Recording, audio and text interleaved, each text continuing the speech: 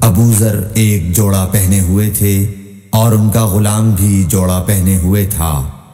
سبب دریافت کیا گیا تو کہنے لگے کہ میں نے ایک شخص یعنی غلام کو برا بھلا کہا تھا اور اس کی ماں کی غیرت دلائی یعنی گالی دی، تو رسول اللہ صلی اللہ علیہ وسلم نے یہ معلوم کر کے مجھ سے فرمایا، اے ابو ذر، تو نے اسے ماں کے نام سے غیرت دلائی ہے، بے شک تجھ میں ابھی کچھ زمانہ جاہلیت کا اثر باقی ہے۔ یاد رکھو ماتحت لوگ تمہارے بھائی ہیں، اللہ نے اپنی کسی مصلحت کی بنا پر انہیں تمہارے قبضے میں دے رکھا ہے، تو جس کے ماتحت اس کا کوئی بھائی ہو تو اس کو بھی وہی کھلائے جو آپ کھاتا ہے، اور وہ کپڑا اسے پہنائے جو آپ پہنتا ہے، اور ان کو اتنے کام کی تکلیف نہ دو کہ ان کے لیے مشکل ہو جائے، اور اگر کوئی سخت کام ڈالو تو تم خود بھی ان کی مدد کرو۔ صحیح بخاری حدیث نمبر 31۔ جب سورہ انعام کی یہ آیت اتری، جو لوگ ایمان لائے اور انہوں نے اپنے ایمان میں گناہوں کی آمیزش نہیں کی، تو آپ صلی اللہ علیہ وسلم کے اصحاب نے کہا، یا رسول اللہ، یہ تو بہت ہی مشکل ہے، ہم میں کون ایسا ہے جس نے گناہ نہیں کیا؟ تب اللہ پاک نے سورہ لقمان کی یہ آیت اتاری کہ بے شک شرک بڑا ظلم ہے۔ صحیح بخاری حدیث نمبر 32۔ رسول اللہ صلی اللہ علیہ وآلہ وسلم نے فرمایا، منافق کی علامتیں 3 ہیں، جب بات کرے جھوٹ بولے، جب وعدہ کرے اس کے خلاف کرے، اور جب اس کو امین بنایا جائے تو خیانت کرے۔ صحیح بخاری حدیث نمبر 33۔ رسول اللہ صلی اللہ علیہ وسلم نے فرمایا کہ 4 عادتیں جس کسی میں ہوں تو وہ خالص منافق ہے، اور جس کسی میں ان 4 میں سے ایک عادت ہو تو وہ بھی نفاق ہی ہے جب تک اسے نہ چھوڑ دے۔ وہ یہ ہیں، جب اسے امین بنایا جائے تو امانت میں خیانت کرے، اور بات کرتے وقت جھوٹ بولے، اور جب کسی سے عہد کرے تو اسے پورا نہ کرے، اور جب کسی سے لڑے تو گالیوں پر اتر آئے۔ صحیح بخاری حدیث نمبر 34۔ رسول اللہ صلی اللہ علیہ وسلم نے فرمایا، جو شخص شب قدر ایمان کے ساتھ محض ثواب آخرت کے لیے ذکر و عبادت میں گزارے، اس کے گزشتہ گناہ بخش دیے جاتے ہیں۔ صحیح بخاری حدیث نمبر 35۔ رسول اللہ صلی اللہ علیہ وسلم نے فرمایا، جو شخص اللہ کی راہ میں جہاد کے لیے نکلا، اللہ اس کا ضامن ہو گیا۔ اللہ تعالیٰ فرماتا ہے، اس کو میری ذات پر یقین اور میرے پیغمبروں کی تصدیق نے اس سرفروشی کے لیے گھر سے نکالا ہے۔ میں اس بات کا ضامن ہوں کہ یا تو اس کو واپس کر دوں ثواب اور مال غنیمت کے ساتھ، یا شہید ہونے کے بعد جنت میں داخل کر دوں۔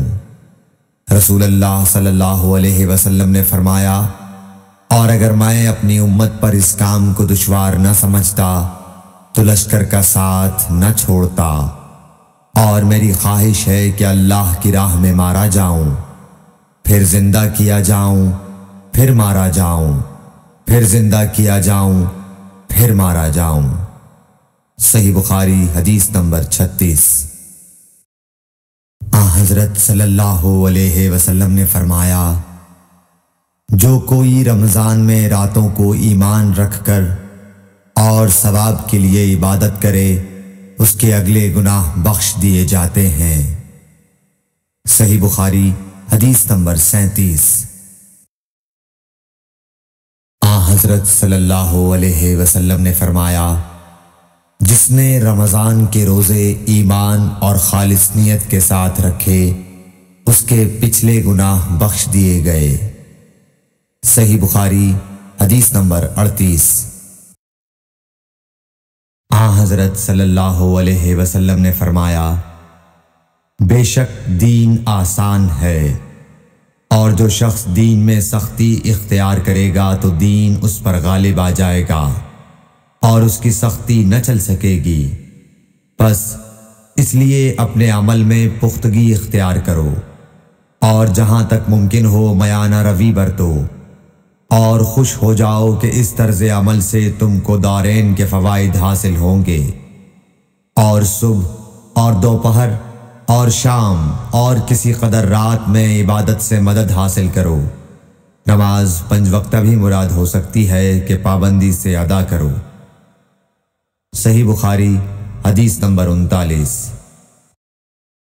رسول اللہ صلی اللہ علیہ وسلم جب مدینہ تشریف لائے تو پہلے اپنی نانہال اترے جو انصار تھے، اور وہاں آپ نے 16 یا 17 ماہ بیت المقدس کی طرف منہ کر کے نماز پڑھی، اور آپ کی خواہش تھی کہ آپ کا قبلہ بیت اللہ کی طرف ہو۔ جب بیت اللہ کی طرف نماز پڑھنے کا حکم ہو گیا تو سب سے پہلی نماز جو آپ نے بیت اللہ کی طرف پڑھی عصر کی نماز تھی۔ وہاں آپ صلی اللہ علیہ وسلم کے ساتھ لوگوں نے بھی نماز پڑھی۔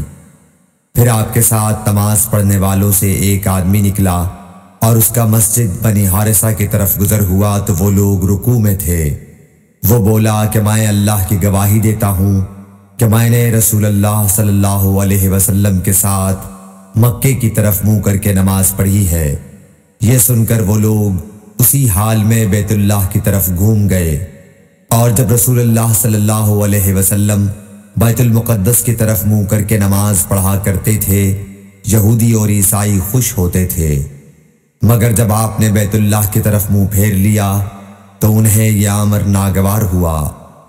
زہیر ایک راوی کہتے ہیں کہ ہم سے ابو اسحاق نے برا سے یہ حدیث بھی نقل کی ہے کہ قبلہ کی تبدیلی سے پہلے کچھ مسلمان انتقال کر چکے تھے، تو ہمیں یہ معلوم نہ ہو سکا کہ ان کی نمازوں کے بارے میں کیا کہیں۔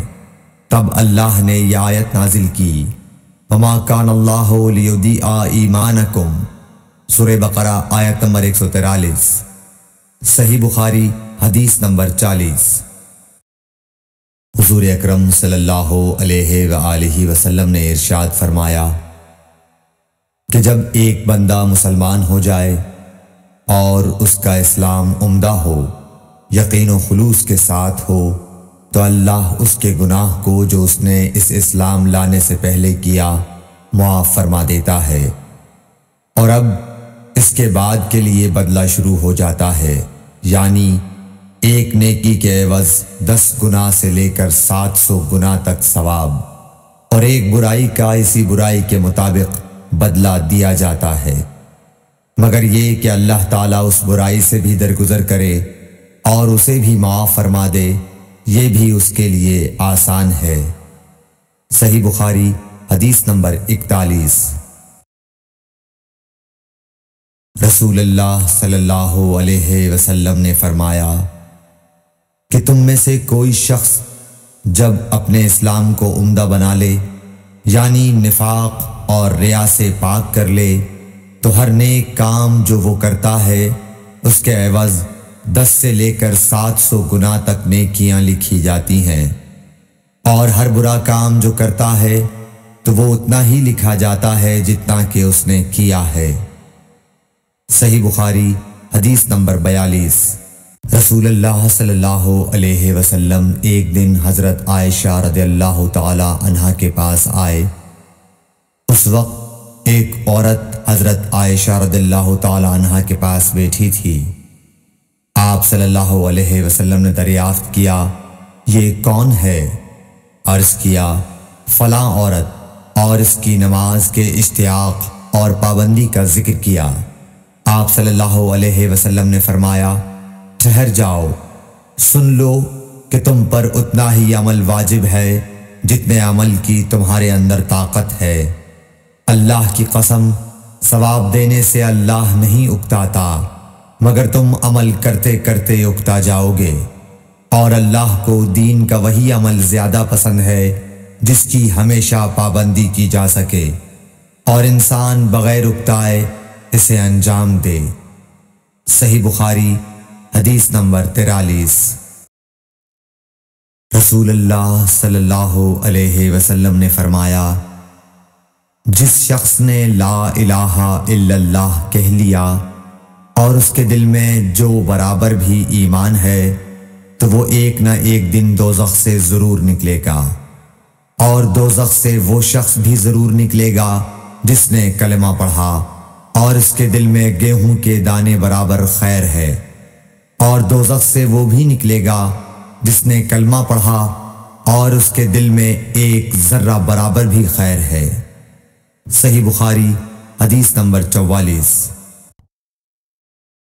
ایک یہودی نے حضرت عمر بن خطاب رضی اللہ تعالیٰ عنہ سے کہا کہ اے امیر المومنین، تمہاری کتاب قرآن میں ایک آیت ہے جسے تم پڑھتے ہو، اگر وہ ہم یہودیوں پر نازل ہوتی تو ہم اس کے نزول کے دن کو یوم عید بنا لیتے۔ آپ نے پوچھا وہ کون سی آیت ہے؟ اس نے جواب دیا، سورہ مائدہ کی یہ آیت کہ آج میں نے تمہارے دین کو مکمل کر دیا اور اپنی نعمت تم پر تمام کر دی اور تمہارے لیے دین اسلام پسند کیا۔ حضرت عمر رضی اللہ تعالی عنہ نے فرمایا کہ ہم اس دن اور اس مقام کو خوب جانتے ہیں۔ جب یہ آیت رسول اللہ صلی اللہ علیہ وسلم پر نازل ہوئی، اس وقت آپ صلی اللہ علیہ وسلم عرفات میں جمعے کے دن کھڑے ہوئے تھے۔ صحیح بخاری حدیث نمبر 45۔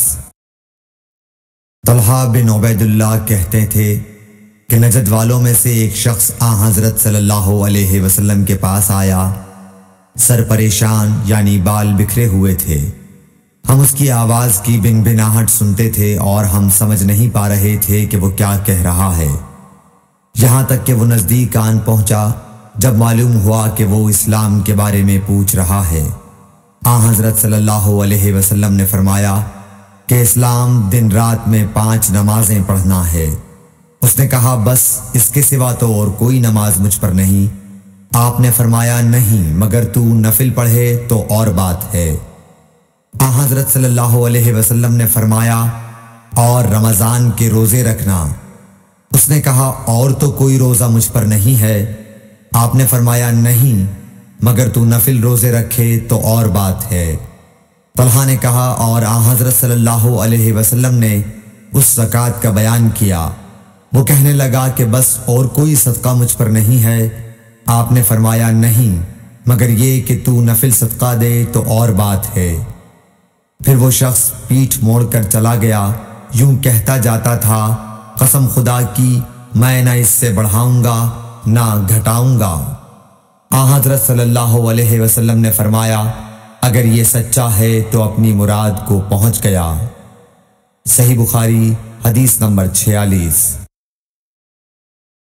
حضرت صلی اللہ علیہ وسلم نے فرمایا، جو کوئی ایمان رکھ کر اور ثواب کی نیت سے کسی مسلمان کے جنازے کے ساتھ جائے اور نماز اور دفن سے فراغت ہونے تک اس کے ساتھ رہے تو وہ 2 قیرات ثواب لے کر لوٹے گا۔ ہر قیرات اتنا بڑا ہوگا جیسے احد کا پہاڑ۔ اور جو شخص جنازے پر نماز پڑھ کر دفن سے پہلے لوٹ جائے تو وہ 1 قیرات ثواب لے کر لوٹے گا۔ صحیح بخاری حدیث نمبر 47۔ حضرت صلی اللہ علیہ وسلم نے فرمایا کہ مسلمان کو گالی دینے سے آدمی فاسق ہو جاتا ہے اور مسلمان سے لڑنا کفر ہے۔ صحیح بخاری حدیث نمبر 48۔ حضرت صلی اللہ علیہ وسلم اپنے حجرے سے نکلے، لوگوں کو شب قدر بتانا چاہتے تھے وہ کون سی رات ہے۔ اتنے میں 2 مسلمان آپس میں لڑ پڑے۔ آپ صلی اللہ علیہ وسلم نے فرمایا، میں تو اس لیے باہر نکلا تھا کہ تم کو شب قدر بتلاؤں، اور فلاں فلاں آدمی لڑ پڑے تو وہ میرے دل سے اٹھا لی گئی، اور شاید اسی میں کچھ تمہاری بہتری ہو، تو اب ایسا کرو کہ شب قدر کو رمضان کی 27ویں، 29ویں اور 25ویں رات میں ڈھونڈا کرو۔ صحیح بخاری حدیث نمبر 49۔ ایک دن حضرت صلی اللہ علیہ وسلم لوگوں میں تشریف فرما تھے کہ آپ کے پاس ایک شخص آیا اور پوچھنے لگا کہ ایمان کسے کہتے ہیں۔ آپ صلی اللہ علیہ وسلم نے فرمایا کہ ایمان یہ ہے کہ تم اللہ پاک کے وجود اور اس کی وحدانیت پر ایمان لاؤ، اور اس کے فرشتوں کے وجود پر، اور اس اللہ کی ملاقات کے برحق ہونے پر، اور اس کے رسولوں کے برحق ہونے پر، اور مرنے کے بعد دوبارہ اٹھنے پر ایمان لاؤ۔ پھر اس نے پوچھا کہ اسلام کیا ہے؟ آپ صلی اللہ علیہ وسلم نے پھر جواب دیا کہ اسلام یہ ہے کہ تم خالص اللہ کی عبادت کرو اور اس کے ساتھ کسی کو شریک نہ بناؤ، اور نماز قائم کرو، اور زکوٰۃ فرض ادا کرو، اور رمضان کے روزے رکھو۔ پھر اس نے احسان کے متعلق پوچھا۔ آپ صلی اللہ علیہ وسلم نے فرمایا، احسان یہ ہے کہ تم اللہ کی عبادت اس طرح کرو گویا تم اسے دیکھ رہے ہو۔ اگر یہ درجہ نہ حاصل ہو تو پھر یہ تو سمجھو کہ وہ تم کو دیکھ رہا ہے۔ پھر اس نے پوچھا کہ قیامت کب آئے گی؟ آپ صلی اللہ علیہ وسلم نے فرمایا کہ اس کے بارے میں جواب دینے والا پوچھنے والے سے کچھ زیادہ نہیں جانتا، البتہ میں تمہیں اس کی نشانیاں بتلا سکتا ہوں۔ وہ یہ ہیں کہ جب لونڈی اپنے آقا کو جنے گی، اور جب سیاہ اونٹوں کے چرانے والے دیہاتی لوگ ترقی کرتے کرتے مکانات کی تعمیر میں ایک دوسرے سے بازی لے جانے کی کوشش کریں گے، یاد رکھو قیامت کا علم ان 5 چیزوں میں ہے جن کو اللہ کے سوا کوئی نہیں جانتا۔ پھر آپ صلی اللہ علیہ وسلم نے یہ آیت پڑھی کہ اللہ ہی کو قیامت کا علم ہے کہ وہ کب ہوگی۔ پھر وہ پوچھنے والا پیٹھ پھیر کر جانے لگا۔ آپ نے فرمایا کہ اسے واپس بلا کر لاؤ۔ لوگ دوڑ پڑے مگر وہ کہیں نظر نہیں آیا۔ آپ صلی اللہ علیہ وسلم نے فرمایا کہ یہ جبرائیل علیہ السلام تھے جو لوگوں کو ان کا دین سکھانے آئے تھے۔ صحیح بخاری حدیث نمبر 50۔ ہرقل شاہ روم نے ابو سفیان سے کہا، میں نے تم سے پوچھا تھا کہ اس رسول کے ماننے والے بڑھ رہے ہیں یا گھٹ رہے ہیں؟ تو نے جواب میں بتلایا کہ وہ بڑھ رہے ہیں۔ ٹھیک ہے، ایمان کا یہی حال رہتا ہے یہاں تک کہ وہ پورا ہو جائے۔ اور میں نے تجھ سے پوچھا تھا کہ کوئی اس کے دین میں آ کر پھر اس کو برا جان کر پھر جاتا ہے؟ تو نے کہا نہیں۔ اور ایمان کا یہی حال ہے، جب اس کی خوشی دل میں سما جاتی ہے تو پھر اس کو کوئی برا نہیں سمجھ سکتا۔ صحیح بخاری حدیث نمبر 51۔ حضور اکرم صلی اللہ علیہ وسلم فرماتے تھے، حلال کھلا ہوا ہے اور حرام بھی کھلا ہوا ہے، اور ان دونوں کے درمیان بعض چیزیں شبہ کی ہیں جن کو بہت لوگ نہیں جانتے کہ حلال ہیں یا حرام۔ پھر جو کوئی شبہ کی چیزوں سے بھی بچ گیا اس نے اپنے دین اور عزت کو بچا لیا، اور جو کوئی ان شبہ کی چیزوں میں پڑ گیا اس کی مثال اس چرواہے کی ہے جو شاہی محفوظ چراگاہ کے آس پاس اپنے جانوروں کو چرائے۔ وہ قریب ہے کہ کبھی اس چراگاہ کے اندر گھس جائے اور شاہی مجرم قرار پائے۔ سن لو، ہر بادشاہ کی ایک چراگاہ ہوتی ہے۔ اللہ کی چراگاہ اس کی زمین پر حرام چیزیں ہیں، پس ان سے بچو۔ اور سن لو، بدن میں ایک گوشت کا ٹکڑا ہے، جب وہ درست ہوگا سارا بدن درست ہوگا، اور جہاں بگڑا سارا بدن بگڑ گیا۔ سن لو، وہ ٹکڑا آدمی کا دل ہے۔ صحیح بخاری حدیث نمبر 52۔ عبد القیس کا وفد جب حضرت صلی اللہ علیہ وسلم کے پاس آیا تو آپ نے پوچھا کہ یہ کون سی قوم کے لوگ ہیں یا یہ وفد کہاں کا ہے؟ انہوں نے کہا کہ ربیعہ خاندان کے لوگ ہیں۔ آپ صلی اللہ علیہ وسلم نے فرمایا، مرحبا اس قوم کو یا اس وفد کو، نہ ذلیل ہونے والے نہ شرمندہ ہونے والے، یعنی ان کا آنا بہت خوب ہے۔ وہ کہنے لگے، اے اللہ کے رسول صلی اللہ علیہ وسلم، ہم آپ کی خدمت میں صرف ان حرمت والے مہینوں میں آ سکتے ہیں کیونکہ ہمارے اور آپ کے درمیان مضر کے کافروں کا قبیلہ آباد ہے۔ پس آپ ہم کو ایک ایسی قطعی بات بتلا دیجئے جس کی خبر ہم اپنے پچھلے لوگوں کو بھی کر دیں جو یہاں نہیں آئے، اور اس پر عمل درآمد کر کے ہم جنت میں داخل ہو جائیں۔ اور انہوں نے آپ سے اپنے برتنوں کے بارے میں بھی پوچھا۔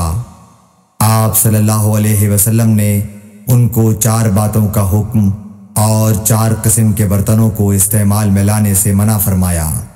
ان کو حکم دیا کہ ایک اکیلے خدا پر ایمان لاؤ۔ پھر آپ صلی اللہ علیہ وسلم نے پوچھا کہ جانتے ہو ایک اکیلے اللہ پر ایمان لانے کا مطلب کیا ہے؟ انہوں نے کہا کہ اللہ اور اس کے رسول ہی کو معلوم ہے۔ آپ نے فرمایا کہ اس بات کی گواہی دینا کہ اللہ کے سوا کوئی معبود نہیں، اور یہ حضرت محمد صلی اللہ علیہ وسلم اس کے سچے رسول ہیں، اور نماز قائم کرنا اور زکوٰۃ ادا کرنا اور رمضان کے روزے رکھنا اور مال غنیمت سے جو ملے اس کا 5واں حصہ مسلمانوں کے بیت المال میں داخل کرنا، اور 4 برتنوں کے استعمال سے آپ صلی اللہ علیہ وسلم نے ان کو منع فرمایا، سبز لاکھی مرتبان سے اور کدو کے بنائے ہوئے برتن سے، لکڑی کے کھودے ہوئے برتن سے اور روغنی برتن سے، اور فرمایا کہ ان باتوں کو حفظ کر لو اور ان لوگوں کو بھی بتلا دینا جو تم سے پیچھے ہیں اور یہاں نہیں آئے ہیں۔ صحیح بخاری حدیث نمبر 53۔